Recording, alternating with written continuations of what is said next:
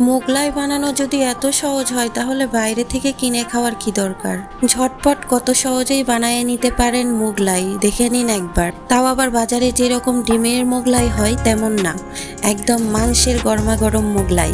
আমার মতো কে কে first time খেয়েছেন তারা একবার আমাকে কমেন্টে বলে যাবেন প্লিজ। তো মোগলাইয়ের জন্য আমি ফার্স্টে 1 কাপ ময়দা নিয়ে নিব, তার মধ্যে দিয়ে দিব 1/2 কাপ গুঁড়া দুধ, 1 চিমটি লবণ, 1 চিমটি চিনি, দিয়ে দিব সয়াবিন তেল 2 চামচ, কুসুম গরম পানি দিয়ে দিব পরিমাণ মতো। তারপর মেখে নিতে নিতে আপনার আইডিয়া করে আপনি আসলে পানিটা অ্যাডজাস্ট করে নেবেন। মোগলাইটাকে একদম রুটির শেপে, পাতলা করে রুটির শেপ দিয়ে নিব। তার মধ্যে আমার আগে থেকে কুচনো রান্না করা গরুর মাংস ছিল, সেটা দিয়ে দিলাম।